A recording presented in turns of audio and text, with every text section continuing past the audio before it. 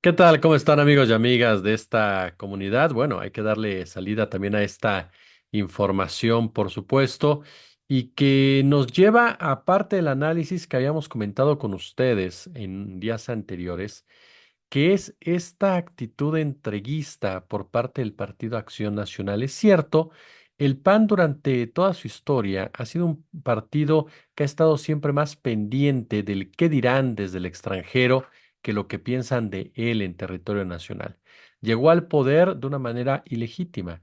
¿Por qué? Porque hubo una transacción económica, hubo un pacto entre las élites que permitieron que el PRI perdiera el poder y que ese lugar fuera ocupado no por el ingeniero Cuauhtémoc Cárdenas, sino por Vicente Fox Quesada. Cárdenas era muy peligroso, representaba otra corriente, otra forma de hacer las cosas, y Fox era exactamente lo mismo que Ernesto Zedillo, pero más simpático, supuestamente, y con bigote, por lo menos más curioso para esos intereses empresariales que sabían perfectamente que era un personaje sumamente manipulable, sumamente maleable, digámosle de esta manera.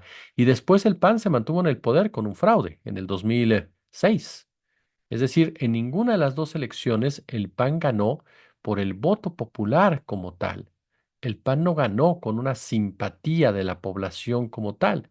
El PAN ganó de una manera tramposa, de una manera antiética. Es cierto que en la segunda ocasión se robó las elecciones, pero en la primera, ¿cómo podemos calificarla de legítima? ¿Cómo podemos calificarla de honesta cuando contó con todo el beneplácito de ese poder económico, cuando se organizaron, se estructuraron, se armaron las cosas, los escenarios para que Fox Quesada pudiera alzarse con la victoria? Porque si realmente el PRI hubiera querido competir con el Partido Acción Nacional en ese momento, hubiera buscado de entrada a un candidato mucho más fuerte. ¿Está usted de acuerdo? Sin embargo, no lo hizo. Se hubiera organizado, se hubiera coordinado como acostumbraba a coordinarse el PRI para evitar precisamente que la oposición pudiera en algún momento dado ser verdaderamente competitiva. Hubiera exigido a los medios de comunicación corporativos que le cerraran los espacios como se los cerraron a Cárdenas para que Vicente Fox no creciera en esa contienda. En el poder, Fox fue un arrastrado de los Estados Unidos, fue un personaje que le dio la espalda a su herencia latinoamericana y prefirió pedirle a Fidel Velázquez que se fuera con el famoso Come si te vas, prefirió pelearse con Hugo Chávez, por supuesto, prefirió alejarse incluso de lo que sucedía en otras partes del continente que estuvieran siendo críticas a la hegemonía norteamericana para convertirse en eso, en un perro lazarillo por parte de la Unión Americana que lo hizo como quiso y que llevó a cabo diversas acciones que profundizaron las asimetrías de nuestro país y que terminaron entregando las estructuras de nuestro país a ese interés internacional.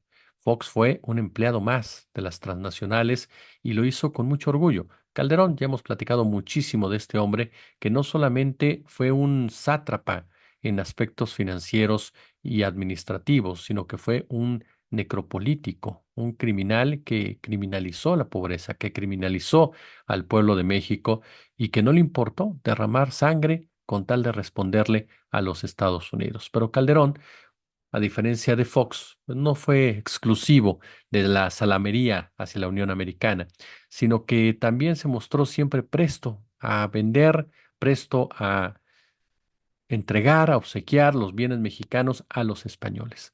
Es decir, los dos gobiernos panistas fueron dos gobiernos totalmente entreguistas. Y el PAN en sí es un partido entreguista. Es un partido que ya sea Estados Unidos, ya sea España, ya sea otras naciones imperialistas, siempre les ha rendido pleitesía y tiene cierta lógica por esa herencia conservadora que de él emana, que no es nueva, que viene desde hace muchos años, incluso uno de sus referentes históricos, digámosle de esa forma, o personajes que los panistas durante sus clases de historia destacan de una manera considerable, es Lucas Alamán, un personaje que estaba en contra precisamente de la estructura del Estado mexicano con una base social, con una base de abajo para arriba. Un hombre que era más inclinado, por supuesto, a corrientes o tendencias que empoderaran al empresariado, que empoderaran, por supuesto, al patrón, que empoderaran esa visión eh, totalmente ligada a aquellos que tuvieran el mando económico y que de ahí partieran incluso hacia la esclavitud del proletariado.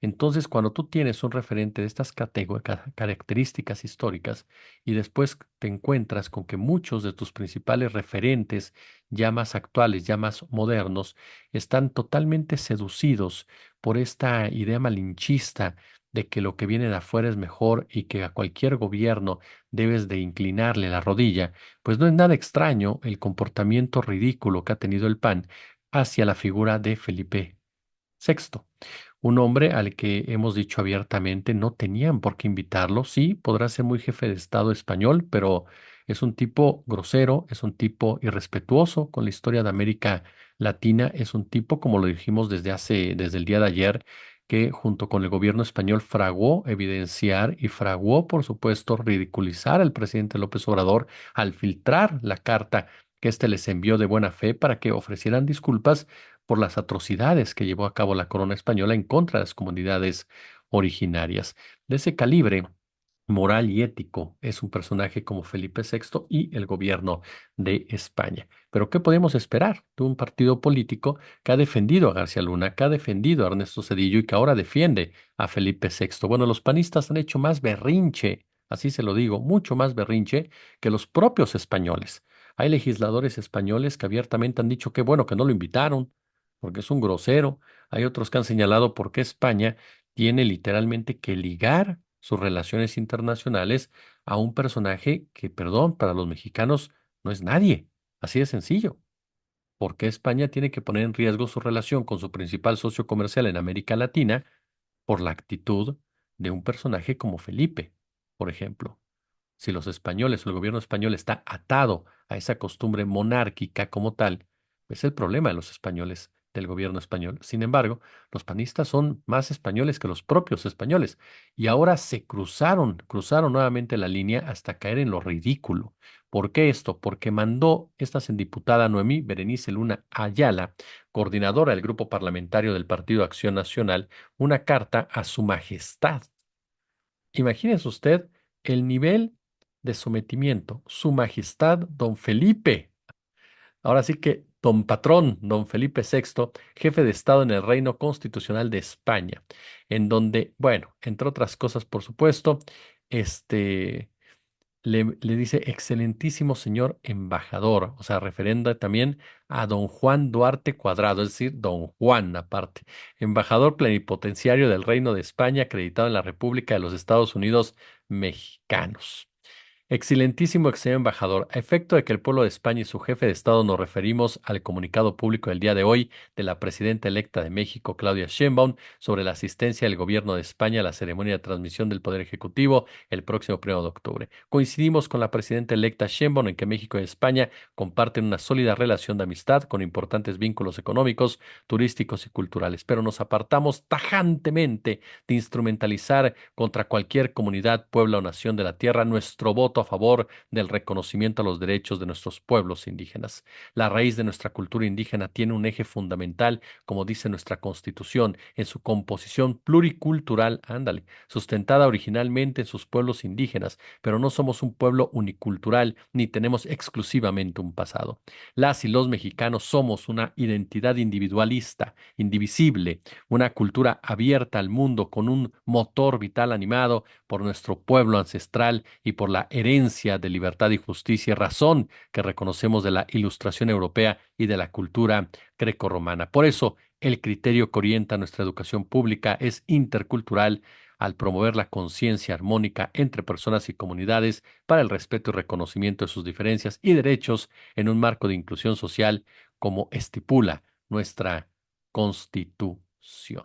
En pocas palabras, por supuesto, tanta palabrería para pedirle perdón al señor Felipe porque no se le invitó a la toma de protesta de Claudia Sheinbaum. Y en pocas palabras decir, nosotros somos diferentes, nosotros sí somos entreguistas, nosotros sí veneramos al rey, nosotros sí, por supuesto, somos capaces de besar sus manos. Para nosotros, Felipe sí es una autoridad y por supuesto que lo que decida el gobierno monárquico de España es ley en todos los sentidos. Ese es el partido, Acción Nacional, que nos remite a Enrique Krause, que vive una esquizofrenia brutal, con todo respeto para las personas que padecen esquizofrenia.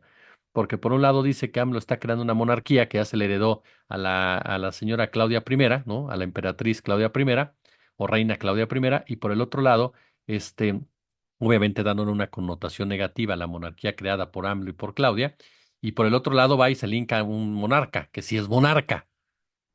Eso es la oposición hoy por hoy y esa es la ridiculez del PAN.